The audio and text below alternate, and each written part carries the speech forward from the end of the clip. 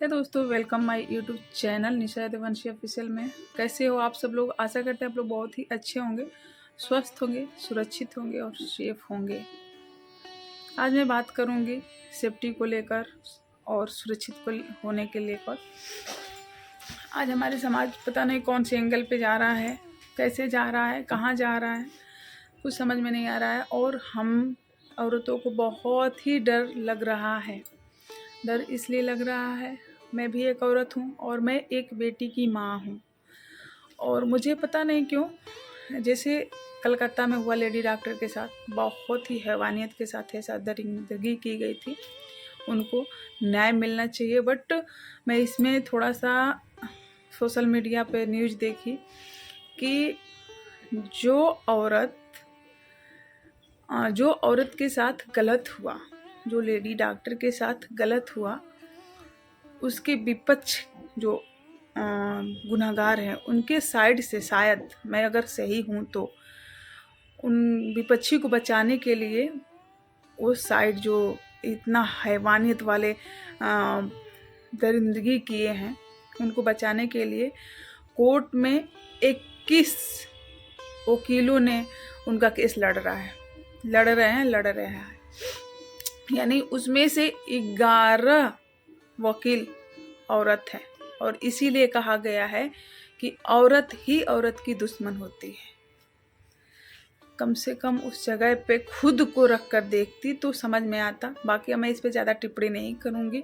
मुझे ये social media से थोड़ा सा न्यूज़ मिला था। अब मैं इस पे श्योर नहीं हूँ। मैं एक ही न्यूज़ देखी थी, फिर मैं इस पर सर्च ज़्यादा नहीं की हूँ, तो मैं ज़्यादा बात नहीं करूँगी। मगर ऐसा है तो बहुत ही ये औरत के नाम पे कलंक टाइप्स की ये वकील होंगी। बाकी उस लेडी डॉक्टर को न्याय मिलना चाहिए। और मेरा उस लेडी डॉक्टर तक ही नहीं है, हर समाज में हर एक औरतों तक ये मेरी बात जानी चाहिए। और हर एक औरत के लिए, हर एक बेटी, हर एक वो लड़की के लिए है कि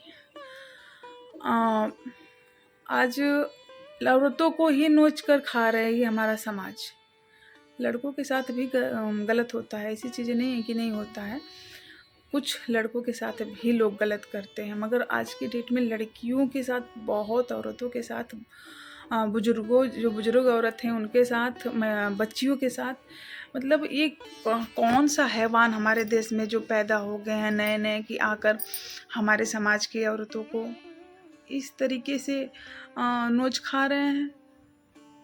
अभी उत्तर प्रदेश में 2 लड़की का शव मिला, पेड़ से लटका हुआ। क्या मामला था उसका कोई पुख्ता सबूत नहीं है।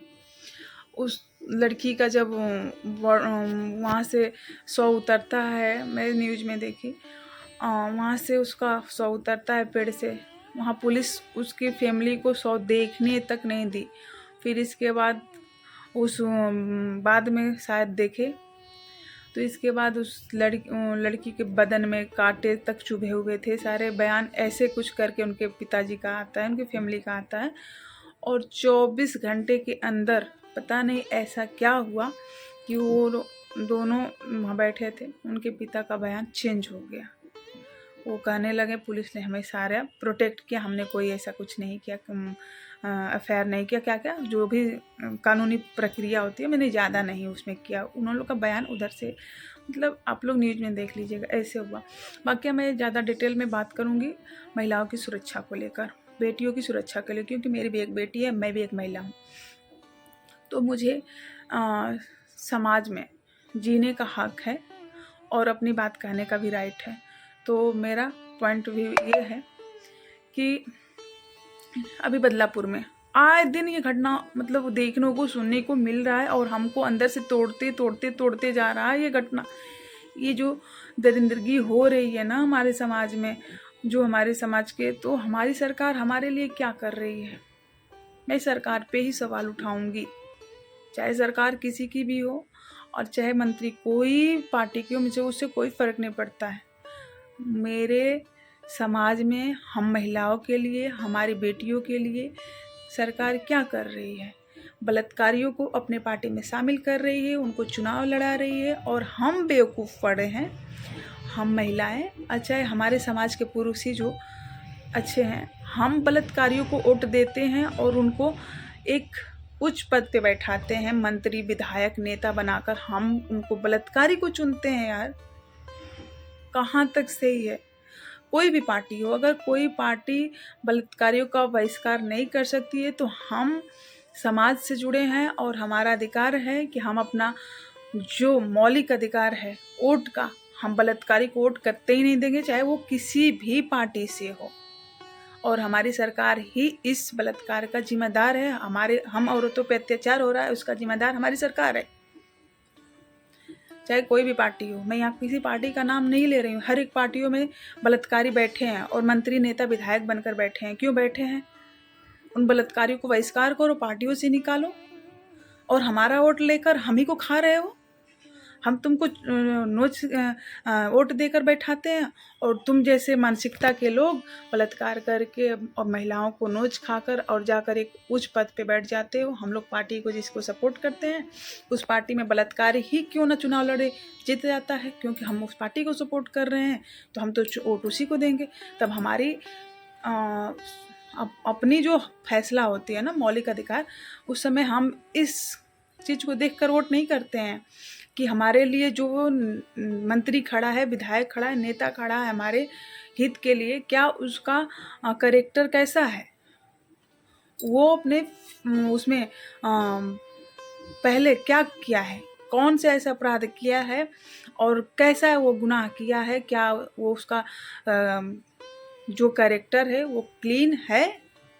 चलो थोड़ा बहुत चीज़ें अलग लेवल वाला हो, कोई बात नहीं, मगर खासकर जो बलात्कार कर उतने उच्च पद पे बैठे हुए हैं, रेपिस्ट उतने ऊंचे पद पे बैठे हैं, उसकी जिम्मेदार हम औरतें, हमारे समाज के लोग हैं।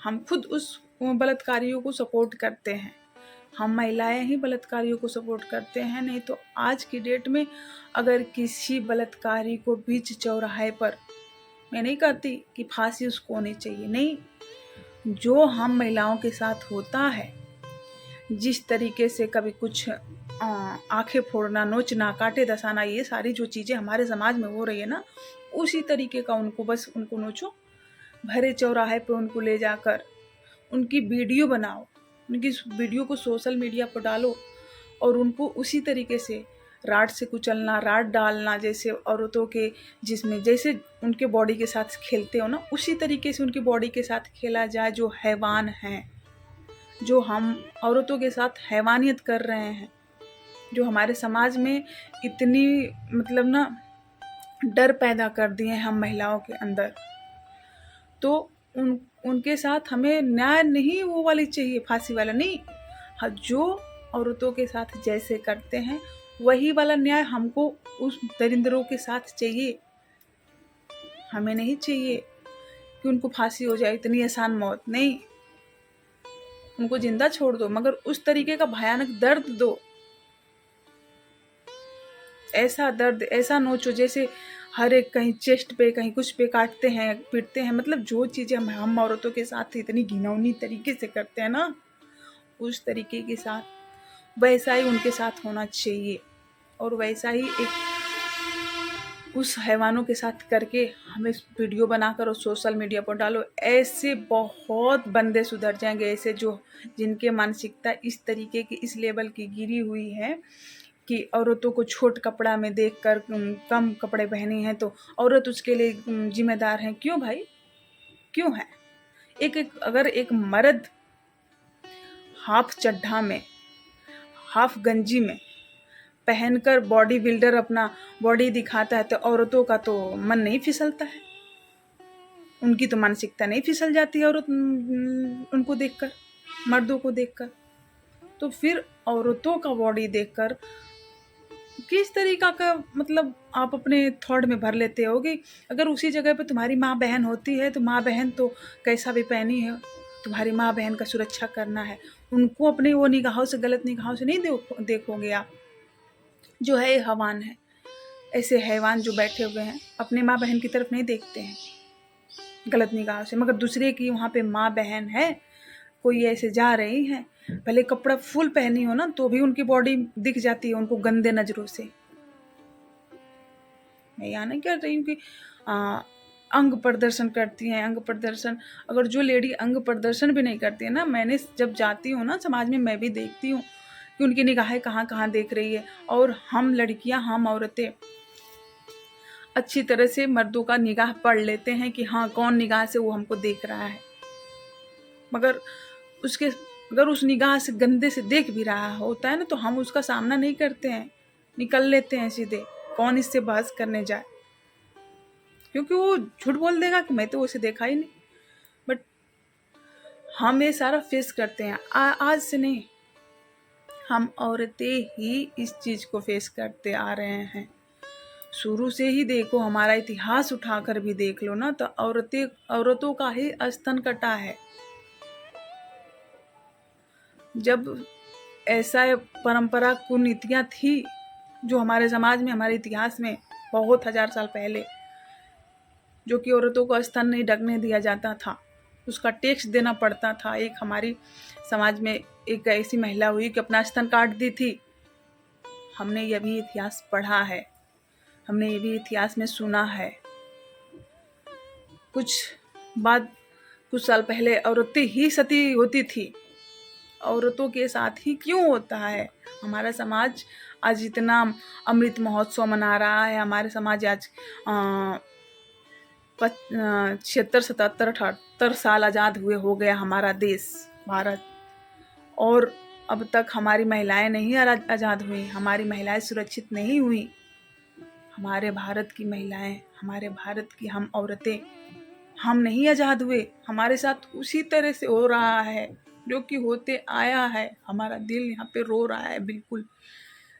मुझे पता नहीं मैं ये वीडियो अपलोड करूँगी कि नहीं करूँगी, मगर हम औरतें ही इस चीज़ को झेलते आए हैं। जब हम अपना इतिहास में उन औरतों का दर्द सुनती हूँ, देखती हूँ, और आज भी औरतें ये चीज़ें करती हैं ना, तो हमारा कलेजा मतलब ना एक अलग तरीके से ना उसमें निमोड़ कर रह जाता है।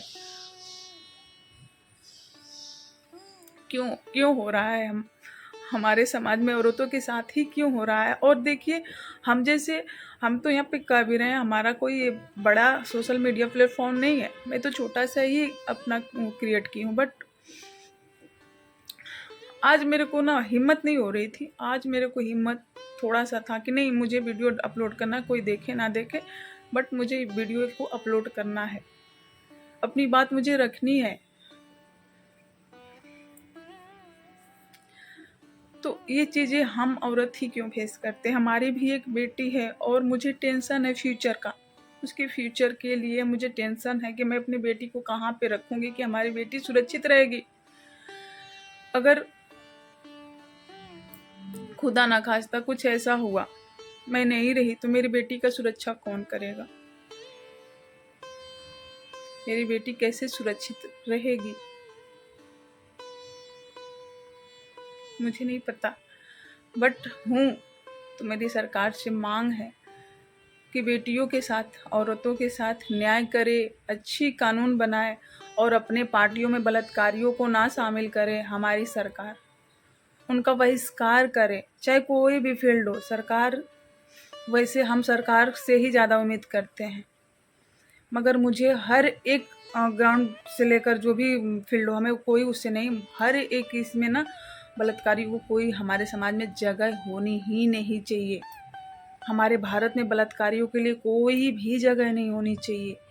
वो हैवान हैं, तो उनके साथ चाहे किसी भी जात धर्म किसी उसका हो, उससे कोई ये धर्म जाति को लेकर नहीं करना चाहिए भेदभाव।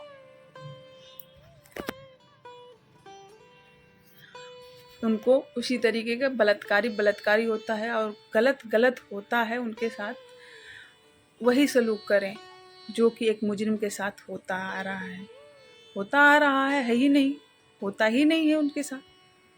कोई अपनी पार्टी का लोग हैं तो उनको बचा लेते हैं, कोई कुछ। अब यही देख लो, मैं सोशल मीडिया पर देखी, लेडी डॉक्टर का विपक्ष में जो ऐसा दरिंदरे थे, ऐसे हैवान के जो हैवानियत किए थे, उनके विपक्ष में